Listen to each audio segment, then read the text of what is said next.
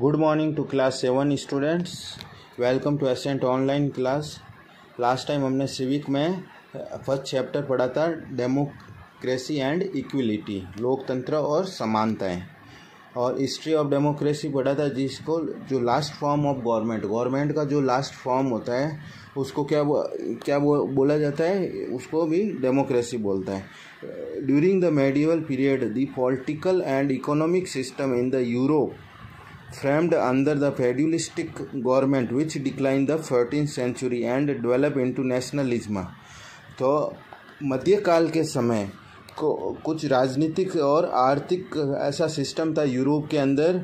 किस गवर्नमेंट के अंदर होता था, उस गवर्नमेंट को फेड्यूलिस्टिक गवर्नमेंट बोलता था, सामंतवादी गवर्नमेंट बोलते थे, जो कि डिक्लाइन हो गया क्योंकि उनके अंदर वहाँ डेमोक्रेसी की कमी थी। और उस समय डिक्लाइन 14th सेंचुरी 14वीं सदी में इसको ये गिर गई। डिक्लाइन मतलब कम होना या पूरी तरह से ध्वस्त होना, जिसको डिक्लाइन बोलते हैं। ये उनके इकोनॉमी सिस्टम पूरी तरह से ध्वस्त हो गया था। एंड डेवलप्ड इनटू नेशनलिज्म, और किस में डेवलप हुआ, राष्ट्रीयवाद में। एंड रिप्रेजेंटेटिव डेमोक्रेसी, और उसके बाद क्या हुआ, एक डेमोक्रेसी के रिप्रेजेंटेटिव डेमोक्रेसी के रूप में वो उभरा। As a result of which culture awareness and learning again its place, this phase was known as renaissance.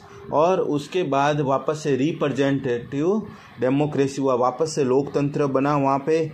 और उसका रिजल्ट से क्या हुआ, कुछ कल्चर सांस्कृतिक प्रोग्राम हुए, कुछ संस्कृति उभरी और कुछ लर्निंग सिस्टम भी हुआ। अगेन एंड अगेन उन्होंने ये कराया। और उस फेज को, जो लर्निंग स्टेज को, उस लर्निंग स्टेज को क्या बोला गया, दिस फेज वाज रीएंश्योरेंस, मतलब किसी का पूर्ण जन्म या पूर्ण जागरण, जिसको ये वापस से डेमोक्रेसी और यूरोप में और उसमें 14वीं सदी के बाद में ये फेमस हुआ, जिसको रीएंश्योरेंस बोला गया, पूर्ण जागरण। England defeated Spain in 1588 and developed nationalism in it. Parliament passed some laws like Bill of Rights. Britain emerged as the first modern democracy.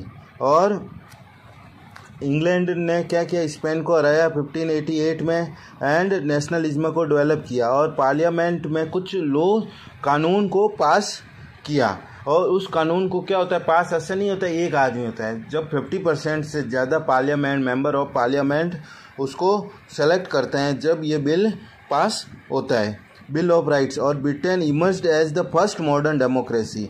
Britain ने सबसे पहले फर्स्ट मॉडर्न डेमोक्रेसी को किसने किया, ब्रिटेन ने किया।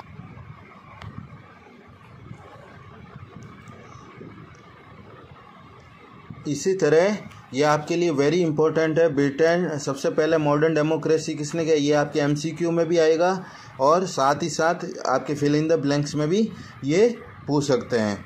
Britain emerged as the first modern democracy. कुछ bill ऐसे पास हुए, वो उन्होंने पार्लियामेंट के थ्रू किया। अमेरिकन इंडिपेंडेंस, अमेरिका किस तरह अमेरिका में क्रांति आई। After the American war of independence 1775 to 83 America faced many democratic changes. It was the first nation to have a written constitution. First किसने किया, अमेरिका ने रिटर्न कॉन्स्टिट्यूशन किया। 1775 से 83 के बीच में अमेरिका में जब कोई नया डेमोक्रेटिक हुआ, कोई भी नई टेक्नोलॉजी इन्वेंशन, कुछ भी नई चीज़ आती है, नया वर्जन, उसमें कमियां कुछ ना कुछ रहती है। उन्होंने उस डेमोक्रेसी में कुछ कमियां देखी और उस कमियों को उन्होंने चेंज करते रहे। हर बार इन्होंने उस कमियों को चेंज करते करते एक लास्ट में उन्होंने यही किया कि क्यों ना हम रिटर्न कॉन्स्टिट्यूशन लिख लें। जो भी चीज़ है वो राइटिंग में होनी चाहिए, क्योंकि अगर राइटिंग में नहीं होता, ऑरली तो कुछ भी कोई चेंज हो जाता है। तो उन्होंने एक रिटर्न कॉन्स्टिट्यूशन वहाँ पे पास कराया। French Revolution. The French Revolution held in 1789 emphasized on liberty, equality, fraternity, which give rise the democracy in France. और फ्रांस की क्रांति के बारे में हम पढ़ेंगे जो 1789 में हुआ। उनका पूरा ध्यान एम्फासिस कहाँ पे था? एम्फासिस मतलब कंसंट्रेशन। जो उन्होंने कहा था लिबर्टी, स्वतंत्रता, इक्वलिटी, समानता, फ्रेटर्निटी, आपके उपयोगिता भी बोल सकते हो।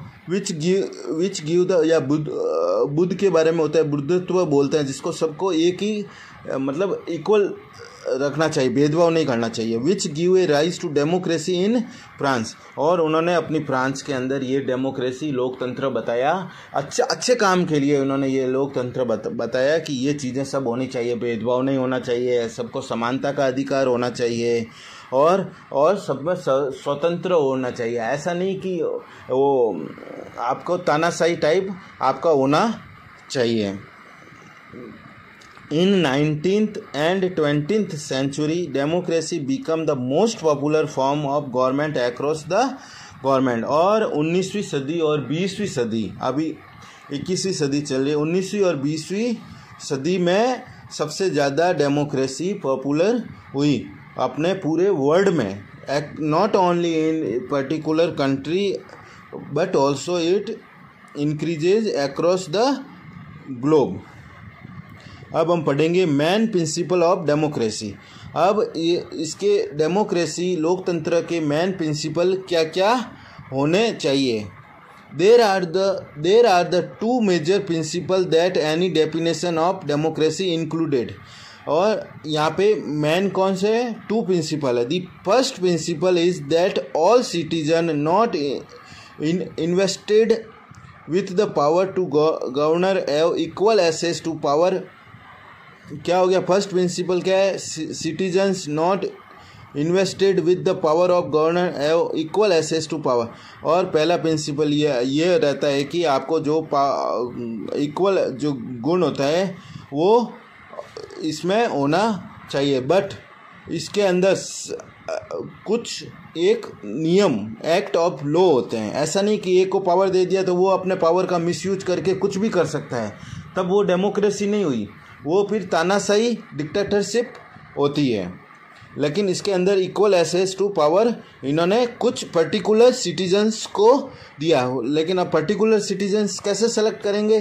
पर्टिकुलर सिटीजन्स को सेलेक्ट करने के लिए इन्होंने क्या किया? एक इलेक्शन किया कि आप अपना नेता चुनिए आप। और नेता के लिए क्या होता है? दो आदमी खड़े होते हैं, उसमें से कुछ उसका पक्ष देते हैं, कुछ इसका पक्ष देते हैं। जो ज़्यादा जीतता है, जिसकी मेजॉरिटी ज़्यादा होती है, तो वो नेता बनता है। लेकिन अब ऐसा नहीं कि एक बार जो बन गया तो लगातार वही रहेगा। तो इसके अंदर एक पर्टिकुलर टाइम होता है, 3 साल 5 साल में गवर्नमेंट चेंज होती है और उनको भी मौका मिलता है। The second that all citizen have legitimated freedom and liberties.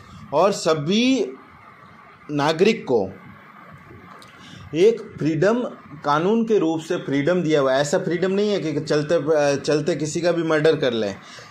अपने लेजिस्लेशंस में, अपने कानून के अंतर्गत आपको उसमें रह के आप अपने ज़िंदगी आराम से जी सकते हैं, जो अच्छे काम के लिए, ना कि बुरे काम के लिए आप ये कर सकते हैं। एंड लिबर्टी, समानता भी आप रख सकते हैं। The majority rule is often described as characteristics features of democracy.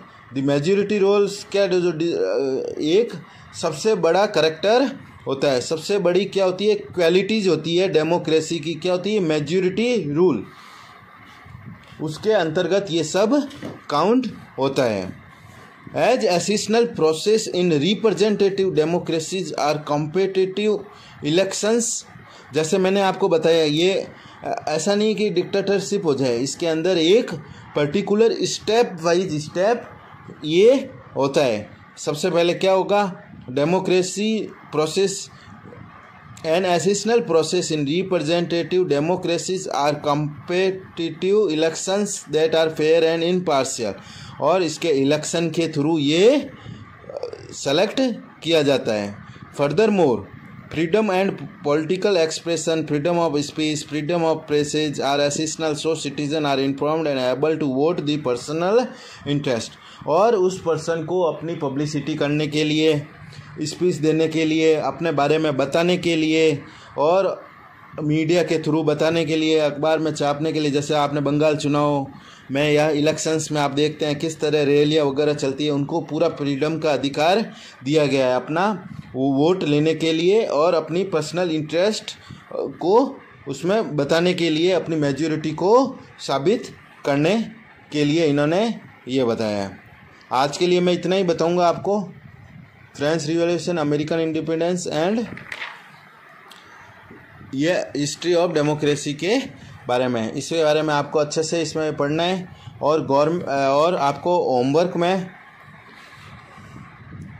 ये जिस बच्चों ने कर लिया है वो ठीक है, और जिस बच्चों ने नहीं किया ये आपको होमवर्क करना है।